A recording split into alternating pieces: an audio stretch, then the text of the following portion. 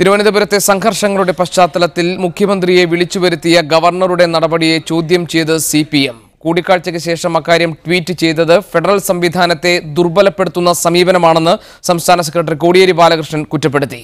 Governor ക്ഷണിച്ചപ്പോൾ മുഖ്യമന്ത്രി പോയത് രാഷ്ട്രീയ പക്വത ഉള്ളതുകൊണ്ടാണെന്ന വിശദീകരണം ദേശാഭിമാനിയിൽ എഴുതിയ ലേഖനത്തിൽ കോടിയേരി ബാലകൃഷ്ണൻ നൽകുന്നുണ്ട്.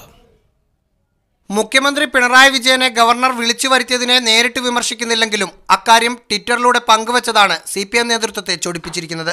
കൂടിക്കാഴ്ചയ്ക്ക് ശേഷം മുഖ്യമന്ത്രിയെ രാജ്ഭവനിൽ സമൺ ചെയ്തുവെന്ന ഗവർണറുടെ ട്വീറ്റ് ജനാധിപത്യ വ്യവസ്ഥയെയും ഫെഡറൽ സംവിധാനത്തെയും ദുർബലപ്പെടുത്തുന്നതാണെന്ന് കോടിയേരി ലേഖനത്തിൽ പറയുന്നു. ട്വീറ്റ് ഒഴിവാക്കേണ്ടതായിരുന്നുവെന്ന കുറ്റപ്പെടുത്തലുമുണ്ട്. ഗവർണർ വിളിച്ചപ്പോൾ മുഖ്യമന്ത്രി പോയി കണ്ടില്ലായിരുന്നുവെങ്കിൽ അത് സൃഷ്ടിക്കുന്ന വിവാദം ചെറുതാകില്ലായിരുന്നുവെന്ന് പറഞ്ഞാണ് പി സദാശിവത്തെ കണ്ട പിണറായി വിജയന്റെ നടപടിയെ കോടിയേരി ന്യായീകരിക്കുന്നത്. സർക്കാരുകളെ അട്ടിമറിക്കാൻ ഗവർണറെ ഉപയോഗിക്കുന്ന കേന്ദ്ര സർക്കാരിന്റെ രാഷ്ട്രീയം തിരിച്ചറിയാനുള്ള പക്വത LDF-നുണ്ടെന്നും പറയുന്നു.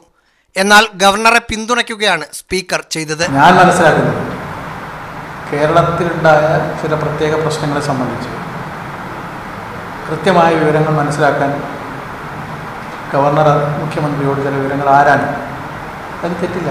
തിരുവനന്തപുരത്ത് RSS പ്രവർത്തകനായ രാജേഷ് കൊല്ലപ്പെട്ടത് വ്യക്തിവൈരാഗ്യം മൂലമാണെന്ന നിലപാട് കോടിയേരി ആവർത്തിച്ചു. മീഡിയ 1 തിരുവനന്തപുരം.